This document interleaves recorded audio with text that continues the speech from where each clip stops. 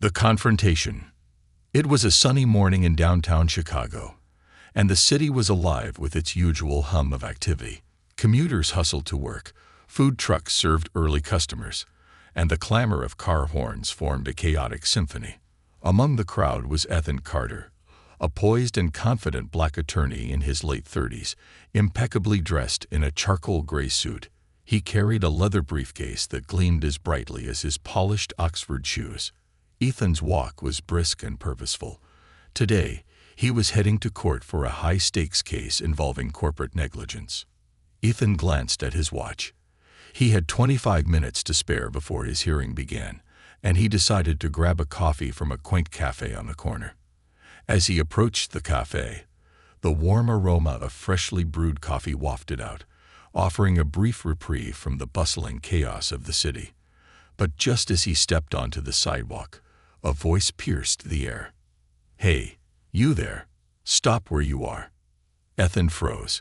His heart sank, not in fear but in frustration. Turning slowly, he saw a stocky, middle-aged police officer striding toward him. The man's face was flushed, his lips pressed into a thin, stern line. His badge read Officer Turner. His hand hovered over his belt, fingers lightly brushing against his holstered taser. Behind the officer, a younger cop trailed hesitantly, clearly less eager to escalate the situation. "You match the description of someone we're looking for," Turner announced, his voice loud enough to draw the attention of bystanders. His tone was laced with a presumption of authority that left little room for explanation. The gathering eyes of the crowd made Ethan feel like a spectacle. Ethan raised an eyebrow, maintaining a composed demeanor. "Really?" he asked, his voice calm and measured. "And what description might that be?" Turner scowled. "Male, black, late 30s, carrying a briefcase." Ethan resisted the urge to roll his eyes. He looked down at his briefcase, then back at the officer. "So, my existence matches your suspect profile," he said, his tone tinged with irony. Turner's hand moved closer to his taser. "Don't get smart with me," he snapped. "Let's see some ID." "Now." Ethan exhaled deeply. He could feel the crowd's eyes on him, their silent judgment weighing heavily. Some were sympathetic. Others seemed to revel in the tension, phones already out and recording.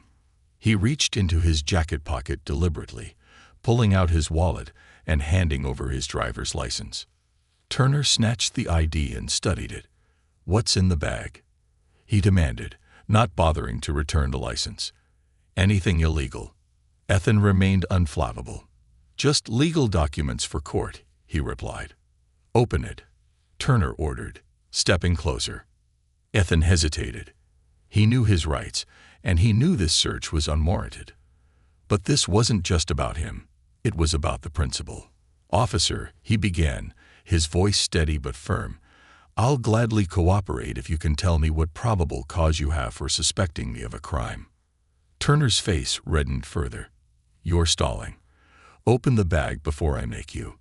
The younger officer took a step forward, his expression uneasy. "Maybe we should ease up," he murmured to Turner. "There's no need to." "Stay out of it," Turner barked, silencing his partner. Turning back to Ethan, he added, "You think you're better than me. That suit and briefcase don't mean a damn thing." Ethan squared his shoulders, his confidence unwavering. "No, officer, I don't think I'm better than you.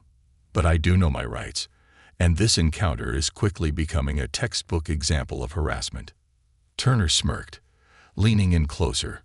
"Big words won't get you out of this," he sneered. "Let's see what your fancy job is worth when you're in cuffs."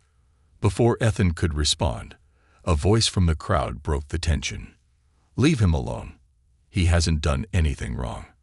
Others murmured in agreement, their voices growing louder. Phones were raised higher, capturing every moment of the unfolding drama. Turner glanced around, his bravado wavering under the weight of public scrutiny. Ethan seized the moment.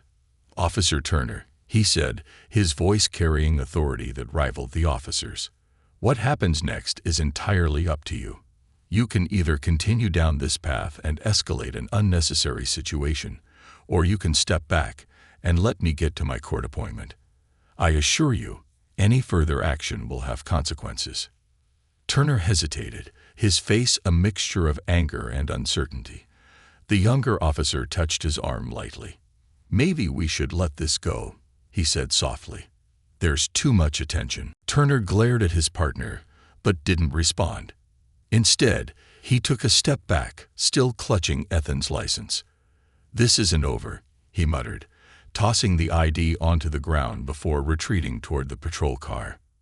Ethan bent down to pick up his license, brushing off the indignity with the same precision he'd used to dust off lint from his suit. The crowd cheered quietly, some clapping, others offering words of encouragement. One man stepped forward, a teenager with a phone still recording. "Man, you handled that like a boss," he said, admiration shining in his eyes.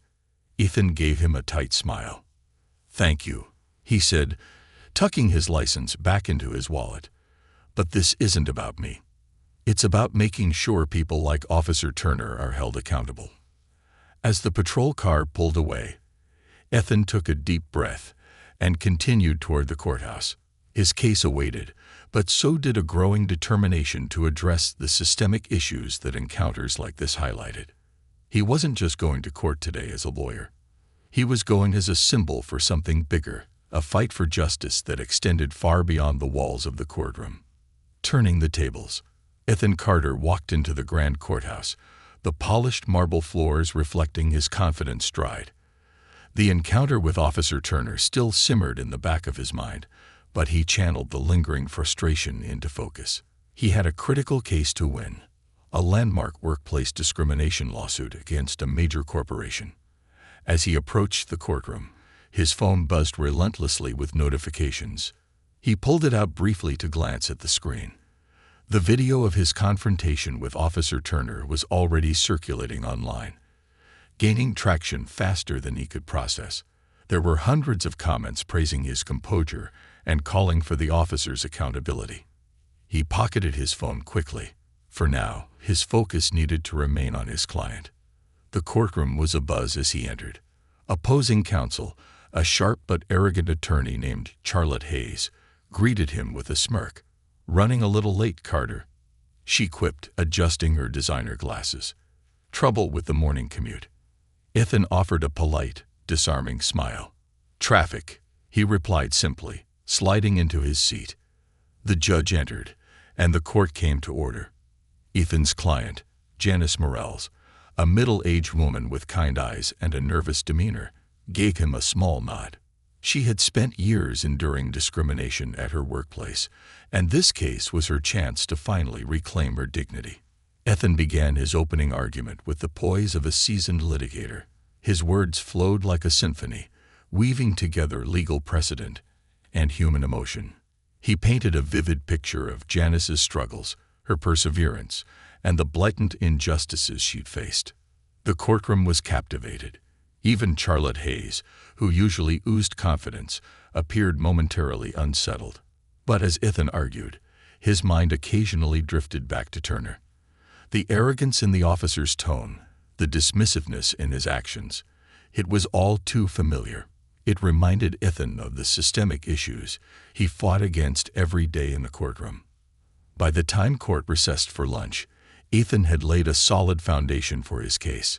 He stepped out of the building and immediately noticed a small crowd gathered near the courthouse steps. Reporters, photographers, and onlookers were clamoring for his attention. "Mr. Carter," one reporter called out, microphone in hand, "the video of your encounter with Officer Turner is going viral. Do you have any comments?" Ethan paused, weighing his words carefully. He didn't want to detract from his case, but he also couldn't ignore the growing momentum. "I appreciate the public's interest in accountability," he began, his voice steady. "What happened this morning is, unfortunately, not an isolated incident. It's a symptom of a larger issue that affects countless individuals every day. As a civil rights attorney, I am committed to addressing these injustices, not just in courtrooms, but in our communities as well." The reporters jotted down his words, their cameras capturing every detail. Ethan excused himself politely and walked to a nearby cafe for a much-needed coffee. As he waited in line, his phone buzzed again. This time, it was a call from a familiar number. "Marcus," Ethan said, answering the call. Marcus Daniels was one of his closest friends and a fellow attorney who specialized in police misconduct cases. "I saw the video," Marcus said, his voice tinged with both concern and admiration. "You all right?" "I'm fine," Ethan replied. Turner's arrogance didn't surprise me. What's surprising is how quickly the video is spreading. Marcus chuckled. "Well, you've got a knack for making an impression. Listen, I've been building a case against Turner's precinct for months. Your encounter could be the tipping point we need." Ethan leaned against the counter, processing Marcus's words. "How bad is it?" "Worse than you think," Marcus said grimly. "Turner's name has come up in multiple complaints. Racial profiling, excessive force, you name it. The department's been sweeping it under the rug, but this video might force their hand." Ethan nodded, a sense of purpose settling over him. "All right," he said. "Let's talk after I wrap up this trial. We'll figure out the next steps." He hung up just as his coffee was ready. Taking a sip, he allowed himself a brief moment of reflection. The morning's events had shifted something in him. He wasn't just a participant in a single confrontation. He was now a pivotal figure in a larger fight for justice. Returning to court, Ethan dove back into his case with renewed determination. He cross-examined witnesses with surgical precision, dismantling the opposition's arguments one by one. His commanding presence left no room for doubt. He was in control. But even as he navigated the intricacies of the trial, his mind occasionally flickered to Turner. He thought about the countless others who had likely been targeted by the officer, people who didn't have the privilege of a law degree or the composure to stand their ground. As the day drew to a close, the courtroom adjourned, and Ethan exited into the crisp evening air. His phone buzzed again, this time with a message from Marcus. "Meet me tonight. I've got files you need to see." Ethan replied with a simple thumbs-up emoji. He hailed a cab and headed to Marcus's office, a modest but bustling hub for civil rights cases. Marcus greeted him with a firm handshake and a folder thick with documents. "Here's everything we've got on Turner," he said, sliding the folder across the desk. Ethan opened it, his eyes scanning the damning evidence. Complaints from victims, internal memos hinting at cover-ups, and even footage from previous incidents. "This is enough to blow the lid off the whole precinct," Marcus said. "But we need someone with your presence to bring it to light." Ethan leaned back in his chair, the weight of responsibility settling on his shoulders. He knew this wasn't just about Turner. It was about dismantling a system that allowed officers like him to thrive unchecked. "I'm in," he said finally, closing the folder. "Let's make this count." The two attorneys spent hours strategizing, their conversation punctuated by the occasional buzz of notifications as the video continued to gain traction. By the time Ethan left Marcus's office, it was nearly midnight. As he stepped out onto the quiet street, Ethan looked up at the towering city skyline. The fight ahead would be long and grueling, but he was ready. He wasn't just defending a client or confronting a single officer. He was challenging an entire system, and he intended to win. The ripple effect. The next morning, Ethan Carter woke up to a phone buzzing with relentless notifications. As he reached for it, the screen lit up with headlines from major news outlets. Attorney Ethan Carter confronts officer in viral video. Chicago lawyer calls out racial profiling in real time. Public outrage mounts as video of police harassment gains traction. Social media was ablaze with conversations. Hashtags like #JusticeForAll and #AccountabilityMatters were trending, and the video of his encounter with Officer Turner had surpassed 500,000 views overnight. Ethan's calm yet commanding demeanor had struck a chord, igniting a wave of public discourse on racial profiling and abuse of authority. Ethan sighed. The attention was both empowering and daunting.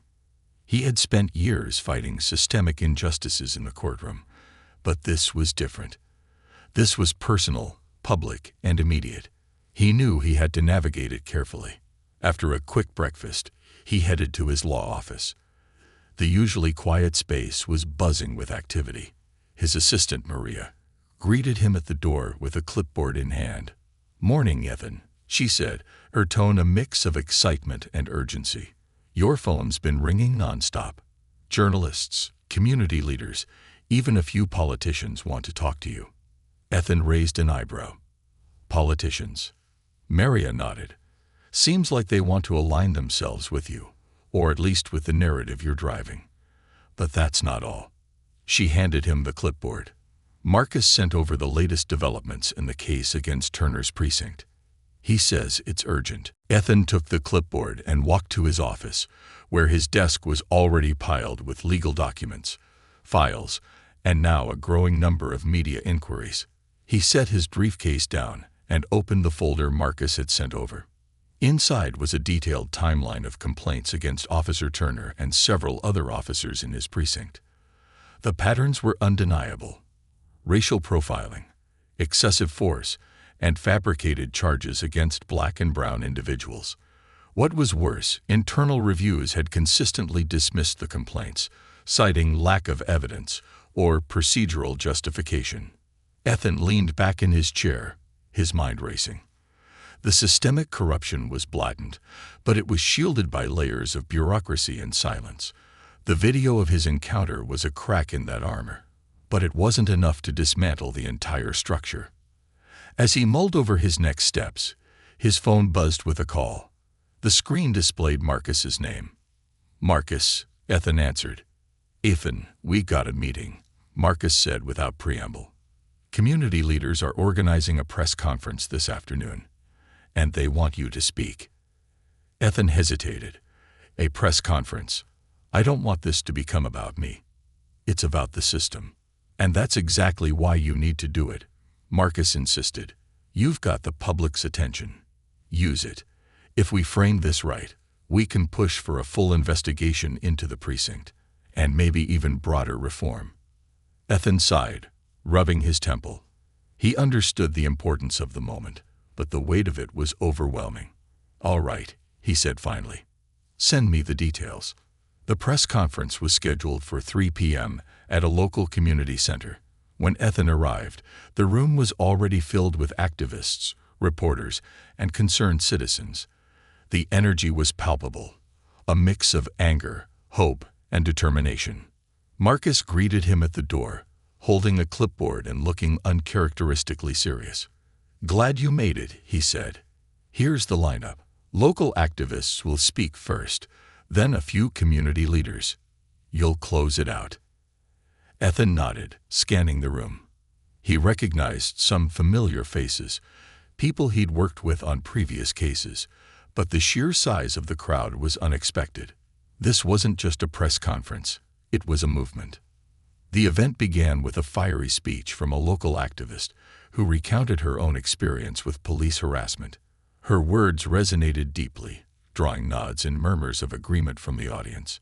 Next, a community leader highlighted the broader implications of unchecked police power, calling for systemic change.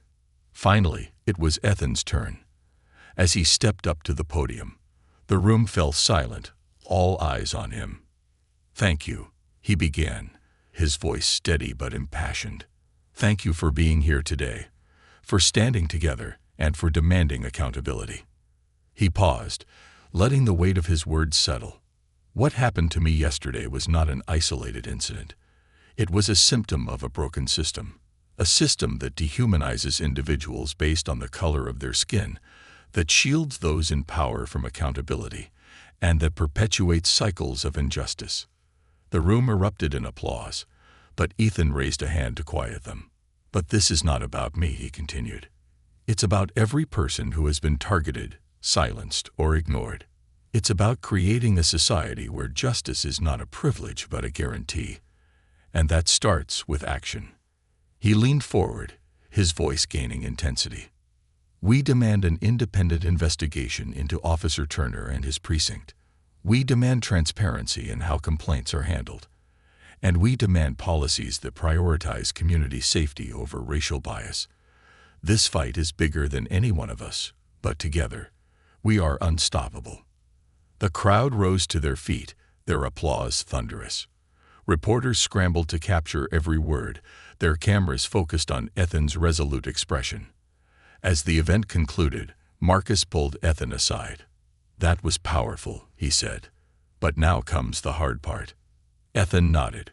"We've got their attention. Now we need to keep the pressure on." The next few days were a whirlwind of activity. Ethan balanced his courtroom duties with media appearances, strategy meetings, and community outreach. The video of his encounter continued to spread, sparking debates on national news and social media. Meanwhile, Marcus coordinated with other civil rights attorneys to file a formal complaint against Turner's precinct. The evidence they compiled was damning, but they knew it wouldn't be enough to force change without public support. One evening, as Ethan reviewed legal briefs in his office, he received a call from an unexpected number. It was the police chief. "Mr. Carter," the chief began, his tone carefully measured, "I'd like to meet with you to discuss the situation with Officer Turner." Ethan's instincts told him to be cautious. "Discuss what, exactly?" he asked. "There's been a lot of public outcry," the chief admitted. "We're open to addressing the concerns raised, but we'd like to do so collaboratively." Ethan suppressed a bitter laugh. "You mean you'd like to control the narrative?" he said bluntly. The chief hesitated but didn't deny it. "Let's just say we're looking for a resolution that benefits everyone." Ethan's grip on the phone tightened. "I'll meet with you," he said finally. "But understand this. I'm not interested in compromises that protect bad actors. This is about justice, not damage control." The chief agreed to meet the following week, setting the stage for a confrontation that would test Ethan's resolve once again. As he hung up, Ethan leaned back in his chair, the weight of the fight pressing down on him. But he wasn't deterred. The momentum was on his side, and he intended to see it through, no matter how long it took. The high-stakes meeting. The morning of the meeting with the police chief arrived with an overcast sky that matched Ethan Carter's mood. As he sipped his coffee, he mulled over the implications of the conversation. This wasn't just a dialogue about Officer Turner. It was a battle over the larger culture of the precinct. Ethan knew the stakes. If the police department controlled the narrative, the momentum they'd built in the community could dissipate. By the time Ethan arrived at the police headquarters, a crowd had already gathered outside. Protesters held signs demanding justice and reform, their chants echoing through the streets. As Ethan stepped out of his car, several people cheered for him, some shouting words of encouragement. "Stay strong, Ethan. Don't let them off easy." He nodded in acknowledgement, adjusting his tie as he approached the building. Inside, the atmosphere was markedly different. The stark, sterile walls of the precinct exuded authority, and the officers stationed at the entrance gave him pointed looks. "Mr. Carter," said a young officer, stepping forward, "Chief Rodriguez is expecting you. Please follow me." Ethan was led through a maze of hallways to a conference room, where Chief Rodriguez was waiting. The chief was a tall, imposing man in his late 50s, with salt and pepper hair and a demeanor that exuded both experience and calculation. Seated next to him were two other senior officers and a legal advisor, their expressions guarded. "Mr. Carter," the chief greeted, extending a hand. "Thank you for coming." Ethan shook his hand but remained silent, taking the seat across from the group. His presence was commanding, his silence deliberate. He wanted them to feel the weight of the situation.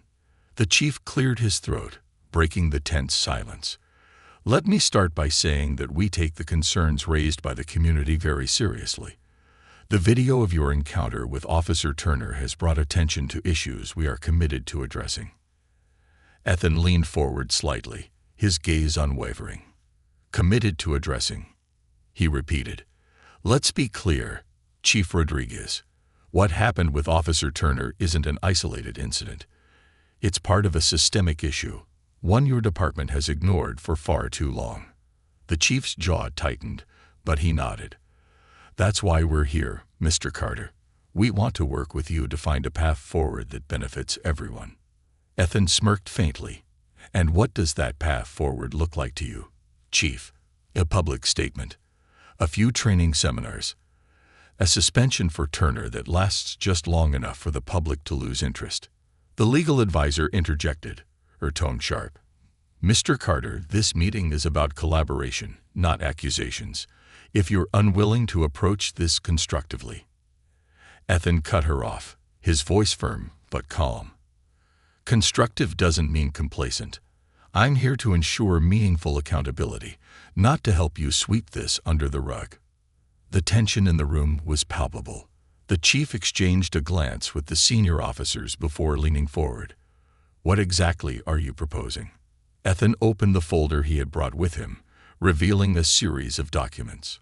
First, I'm proposing an independent investigation into not just Officer Turner, but the entire precinct. Second, I'm calling for a review of all complaints filed against this department over the past 5 years. Third, I'm demanding immediate suspension of officers with multiple substantiated complaints, pending the outcome of the investigation. The senior officers shifted uncomfortably, their expressions betraying their displeasure. The chief, however, remained composed. That's a tall order, he said. Ethan met his gaze. It's a necessary one. The public trust has been broken, and Band-Aid solutions won't fix it. If you're serious about change, this is where it starts. The chief leaned back in his chair, his fingers steepled. And if we refuse? Ethan didn't flinch. Then the community continues to demand accountability. The video continues to gain traction, and the pressure on this department escalates. You can either lead the change or be dragged into it. The legal advisor opened her mouth to respond, but the chief raised a hand, silencing her. He studied Ethan for a long moment before speaking. We'll need time to review your proposals. Ethan stood, gathering his documents. Take your time, Chief. But understand this.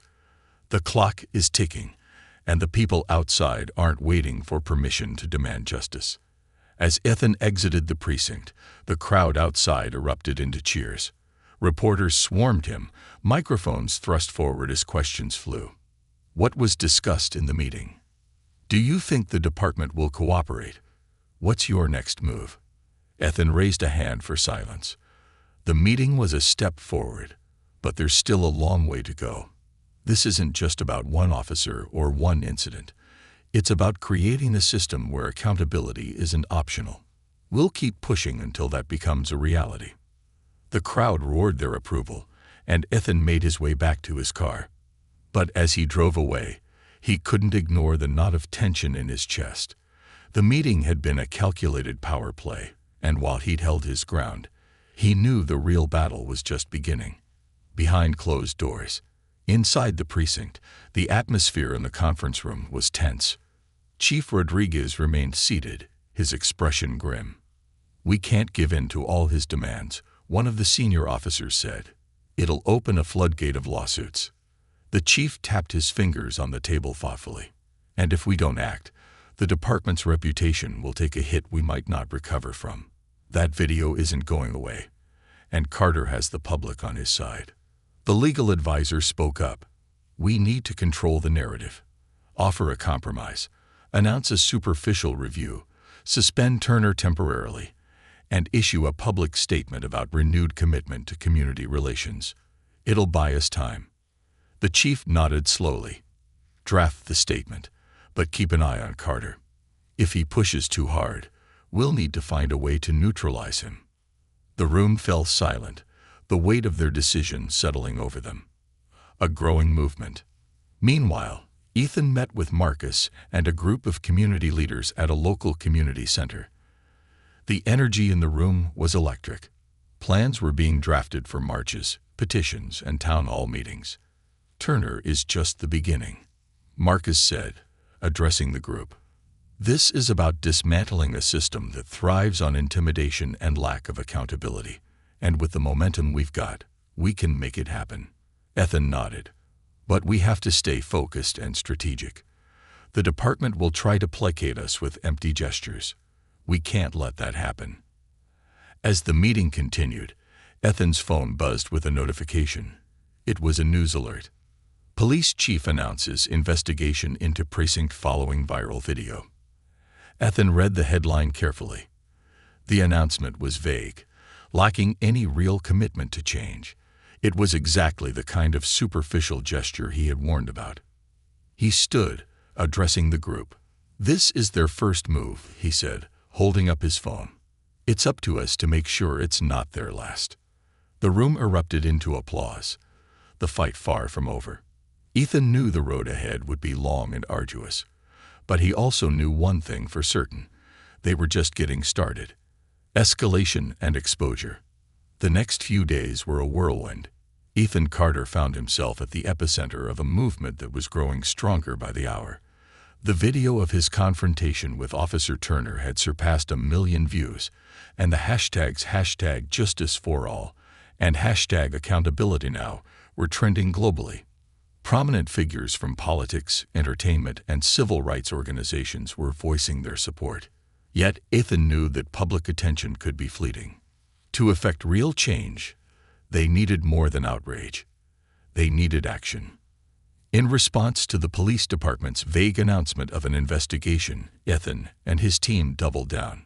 Marcus Daniels, who had been meticulously gathering evidence for months, brought new, explosive details to light. An internal memo leaked by a whistleblower revealed that Officer Turner's precinct had knowingly ignored or dismissed complaints of misconduct, often pressuring victims to withdraw their statements. "These memos are a goldmine," Marcus said as he and Ethan pored over the documents in Ethan's office. "It's proof that they've been covering up systemic abuse for years. But we'll need to verify them before we take this public." Ethan nodded, his mind racing. "We'll get them authenticated, but we also need to prepare for their response. If they feel cornered, they'll fight back hard." Marcus smirked. "Let them try. We've got the truth on our side." The following morning, Ethan held a press conference on the courthouse steps. Journalists swarmed as he stepped up to the podium, flanked by Marcus and several community leaders. Ethan began with his usual composed demeanor, but his words carried a sharper edge. "The police department's so-called investigation is nothing more than a smokescreen," he declared. "What we've uncovered shows a pattern of deliberate negligence and systemic corruption. The people of this city deserve better, and we won't stop until they get it." He held up a copy of the leaked memo. "This document is just one example of how complaints against officers like Turner are buried. The department has failed its duty to protect and serve, and it's time for accountability." The crowd erupted in applause and cheers. Reporters shouted questions, but Ethan held up a hand. "Our next step," he continued, "is to demand an independent oversight committee to investigate this precinct and others like it. We're calling for transparency, accountability, and justice. Not just for me, but for every person who has suffered under this broken system." The press conference dominated the news cycle. Talk shows debated the revelations, community leaders rallied their supporters, and the city council began to feel the pressure. But the police department wasn't going to back down without a fight. The counterattack. That evening, Ethan received an anonymous email with a subject line that sent a chill down his spine. "Stay in your lane." The message contained vague threats, warning him to drop the crusade or face consequences. Attached to the email were grainy photos of Ethan leaving his home and walking into the courthouse. He forwarded the email to Marcus and then called him immediately. "They're trying to intimidate me," Ethan said, his voice calm but firm. Marcus sighed. It was only a matter of time. "Are you safe?" "For now," Ethan replied. "But this just proves we're getting to them. They wouldn't lash out if they weren't scared." Marcus agreed. "We'll report this to the authorities, but we also need to use it to our advantage. The public needs to see how far they're willing to go to silence dissent." Ethan nodded. "Let's be strategic about this. I don't want to come across as a victim. I want to show strength." The next day, Ethan revealed the threats during a live interview on a national news network. He spoke candidly about the challenges of standing up to systemic injustice, but emphasized his commitment to the fight. "This isn't just about one officer or one precinct," he said. "It's about a culture that values power over accountability. But intimidation won't work on me, and it shouldn't work on anyone." The interview went viral, further galvanizing public support. Yet behind the scenes, the threats intensified. Ethan's office received anonymous phone calls, and his team discovered that someone had attempted to hack into their email accounts. "They're desperate," Marcus said during a late-night strategy meeting. "But the more they push, the more they expose themselves." Ethan agreed, but he knew they needed a decisive move to shift the balance of power. Turning the tide. 2 days later, a breakthrough came.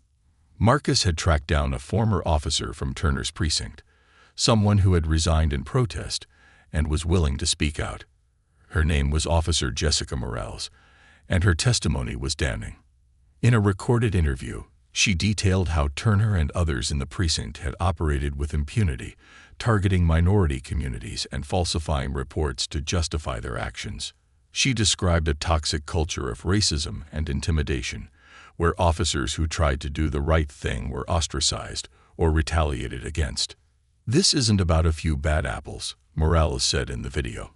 "It's about a system that protects them. I left because I couldn't be part of it anymore. But I know others who are still there, afraid to speak out." The interview was released online, sparking an immediate uproar. Activists organized marches, demanding not just accountability for Turner but a complete overhaul of the department. Ethan and Marcus seized the momentum, filing a formal request with the city council for the creation of an independent oversight committee. To their surprise, the council responded quickly, scheduling a public hearing to address the issue. The hearing. On the day of the hearing, the city council chambers were packed. Ethan stood at the podium, his presence commanding as he laid out the case for reform. He presented the leaked memos, the testimony of Officer Morales, and the mountain of complaints against Turner's precinct. "This isn't just a matter of public perception," Ethan concluded. "It's a matter of public safety. If we allow this culture to persist, we're complicit in the harm it causes. The people of this city deserve better, and it's our responsibility to deliver." The council members listened intently, their expressions a mix of concern and determination. When the police chief was called to testify, his tone was defensive, but the weight of evidence left him little room to maneuver. By the end of the hearing, it was clear that the tide had turned. The council voted unanimously to establish an independent oversight committee with the authority to investigate complaints, review policies, and recommend disciplinary action. A victory and a new beginning. As Ethan left the council chambers, the crowd outside erupted into cheers. Reporters swarmed him, but he waved them off, taking a moment to address the people who had supported the movement. "This is just the beginning," he said, his voice carrying over the crowd. "We've taken an important step, but the fight for justice continues. Together, we'll ensure that no one is above accountability." As the crowd chanted his name, Ethan felt a profound sense of accomplishment, but also a deeper resolve. The victory was significant, but the work was far from over. Back at his office that evening, Ethan sat with Marcus, reflecting on the journey so far. "We did it," Marcus said, raising a glass in a rare moment of celebration. Ethan nodded, a faint smile on his lips. "We made progress," he said, "but there's still so much to do." As the city began to grapple with the implications of the Oversight Committee, Ethan prepared for the battles ahead. He knew the road to systemic change would be long and arduous, but he was ready to walk it, step by step, case by case, until justice was not just a goal but a reality. The system fights back. A week after the City Council's decision to establish an independent oversight committee, the backlash began. As the first meetings of the committee were being organized, resistance from within the police department and other entrenched interests became apparent. Rumors circulated about officers threatening to resign en masse, and anonymous opinion pieces began appearing in local newspapers, decrying the committee as anti-police. Ethan Carter, now recognized as one of the leading voices behind the reform, became a target for criticism. The police union released a statement accusing him of vilifying hardworking officers and putting public safety at risk. Meanwhile, online trolls flooded his social media with vitriol, questioning his motives and dredging up irrelevant details about his personal life in an attempt to discredit him. Ethan, however, remained unshaken. He had prepared for this moment, knowing that those who benefited from the status quo would resist any challenge to their power. A surprise ally. As the resistance grew louder, Ethan received an unexpected phone call. The voice on the other end was gravelly and familiar. "Mr. Carter, this is Lieutenant Richard Bowen. I think we should talk." Ethan recognized the name. Bowen was a respected veteran in the police force, known for his principled stance on integrity and accountability. "What's this about, Lieutenant?" Ethan asked, cautious. "I've been following your work," Bowen replied. "And while I can't speak for everyone in the department, I can tell you this. Not all of us are against what you're trying to do. Some of us want change just as much as you do." Ethan leaned forward in his chair, intrigued. "Why reach out to me?" "Because the louder the resistance gets, the harder it'll be for you to keep going," Bowen said. "I know the games they play: intimidation, misinformation, and worse. But I also know where the skeletons are buried. If you're willing to listen, I can help." Ethan agreed to meet Bowen at a discreet location later that evening. The informant. They met at a quiet diner on the outskirts of the city. Bowen, a tall man with a no-nonsense demeanor, arrived wearing plain clothes and a baseball cap pulled low over his face. "You came alone?" Bowen asked as he slid into the booth. "I don't have a team of bodyguards," Ethan replied with a faint smile. Bowen nodded, pulling out a thick manila envelope. "Here's what you need to know. Turner isn't the real problem. He's just a symptom. The real issue is the culture at the top. The brass has been covering for guys like him for decades. They bury complaints, intimidate whistleblowers, and make sure nothing sticks to them." Ethan opened the envelope, revealing a treasure trove of internal emails, disciplinary records, and confidential reports. "This is damning," Ethan said, flipping through the documents. "It's just the tip of the iceberg," Bowen said. "I can get you more, but you need to be careful. Once this hits the fan, they'll come after you even harder." Ethan met Bowen's gaze. "Why are you doing this?" "Because I took an oath to protect and serve," Bowen replied. "Not to cover up corruption. You've got a chance to change something real here. I'm just making sure you have the ammunition you need." Ethan nodded. "Thank you, Lieutenant. This could make all the difference." The battle heats up. Armed with the new evidence, Ethan and Marcus prepared for the next phase of their campaign. They held a press conference to unveil the documents, which revealed not only the extent of misconduct within Turner's precinct, but also the complicity of higher-ranking officials in enabling the behavior. The reaction was explosive. Activists rallied in larger numbers. The media launched in-depth investigations, and even some members of the city council began calling for resignations at the highest levels of the police department. But the pushback was equally fierce. The police union filed a lawsuit to block the release of additional documents, and conservative media outlets began airing hit pieces aimed at discrediting Ethan. "You're becoming a lightning rod," Marcus said during a late-night meeting. "You okay with that?" Ethan leaned back in his chair, exhaustion etched on his face. "I didn't sign up for this to make friends. If being a lightning rod is what it takes, then so be it." A dangerous turn. The threats against Ethan escalated. One evening, as he was leaving his office, he noticed a black SUV idling across the street. It wasn't the first time he'd seen the vehicle, and its presence was beginning to feel like more than a coincidence. That night, his apartment was broken into while he was away. Nothing of significant value was stolen, but his files had been rifled through, and his laptop was missing. Ethan reported the incident to the police, but he knew better than to expect a thorough investigation. "It's intimidation, plain and simple," Marcus said when Ethan told him about the break-in. "They're trying to rattle you." "It's not working," Ethan replied. though the weight of the situation was evident in his voice. The final push. Despite the growing risks, Ethan pressed on. With Bowen's help, they uncovered even more evidence, including a secret slush fund used to pay off victims of police misconduct. The findings were presented to the Oversight Committee, which now had the power to subpoena witnesses and documents. When Officer Turner was called to testify, he invoked his Fifth Amendment right, refusing to answer questions. The spectacle further eroded public confidence in the department. Meanwhile, the Oversight Committee began drafting recommendations for sweeping reforms, including mandatory body cameras, a civilian complaint review board, and new hiring and training protocols aimed at eliminating racial bias. A victory for change. Months later, the reforms were passed by the City Council, marking a historic shift in the city's approach to policing. The changes didn't happen overnight, and Ethan knew the fight was far from over. But it was a start, a tangible step toward accountability and justice. As Ethan stood on the steps of City Hall, addressing a crowd of supporters, he reflected on the journey.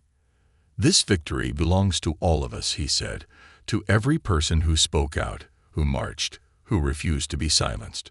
Change is possible, but it requires courage, persistence, and unity. Today, we've proven that together, we can make a difference." The crowd erupted into cheers, their voices echoing through the city. Ethan walked away, knowing the road ahead would still be challenging. But for the first time, he felt a sense of hope, not just for himself, but for the countless others who had been waiting for justice. A hopeful future. As Ethan Carter left the steps of City Hall, the cheers of the crowd still echoing in his ears, he felt a profound sense of accomplishment, but also a renewed sense of responsibility. The reforms were a victory, but they were also just the beginning. The system he had fought against for so long wouldn't change overnight, and he knew that vigilance was the price of progress. Later that evening, Ethan sat in his office, surrounded by the quiet hum of the city outside. Marcus joined him, bringing in 2 cups of coffee. "Here's to surviving," Marcus said with a wry smile, holding up his cup. Ethan chuckled, clinking his cup against Marcus's. "Surviving and winning. At least this round." Marcus leaned back in his chair, his expression turning serious. "You've made history, Ethan. But you know they'll keep coming, right? There's too much at stake for them to back down for good." Ethan nodded. "I know. But now, they know we're watching. That's the difference. The Oversight Committee is just a start, but it's a foundation we can build on. And the people, they're awake now. That's something they can't take away." Marcus smirked, spoken like a man who's already thinking about the next fight. Ethan shrugged. "It's not about the next fight. It's about the long game. If we keep pushing, keep holding them accountable, real change can happen. It's slow, but it's possible." Turner's fallout. The spotlight on Officer Turner intensified as the Oversight Committee's investigation moved forward. Public scrutiny became unbearable for him, and his name became synonymous with the abuses of power that had sparked the movement. One evening, Turner resigned from the police force, releasing a bitter statement to the press that blamed the anti-police climate for his decision. But the resignation wasn't the end for Turner. Criminal charges were filed against him for several instances of misconduct revealed during the investigation. Ethan didn't celebrate Turner's downfall. For him, Turner's resignation and legal troubles were only a symptom of deeper issues.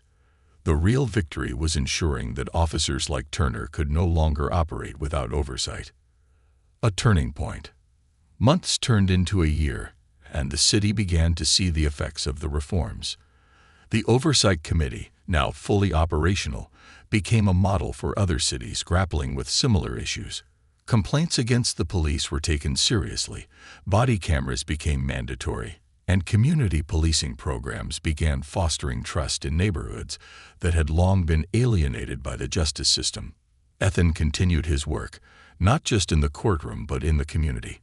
He hosted workshops on civil rights, worked with grassroots organizations, and mentored young lawyers who shared his passion for justice. One afternoon, While walking to a local community center, Ethan was approached by a young man carrying a stack of flyers. "Mr. Carter," the man said, his voice filled with admiration, "I've been following your work since the Turner video went viral. You're the reason I decided to go to law school." Ethan smiled, shaking the young man's hand. "That means a lot," he said. "But remember, this work isn't about one person. It's about all of us standing together to demand better." Closing a chapter. A year to the day after his confrontation with Officer Turner, Ethan found himself back in the same cafe where it all began. He ordered his usual coffee and sat by the window, reflecting on the journey that had unfolded since that fateful morning. The world outside the cafe seemed both the same and different. The city still bustled with life, but there was a new sense of awareness, a sense that justice wasn't just a lofty ideal, but something worth fighting for every day. Ethan's phone buzzed with a text from Marcus. "New case just came in. You ready to shake things up again?" Ethan smiled, taking a sip of his coffee before typing his response. "Always." As he stood to leave, he glanced at the briefcase by his side. It wasn't just a tool of his trade anymore. It was a symbol of resilience, of defiance, and of hope. Ethan Carter walked out of the cafe, ready to continue the fight.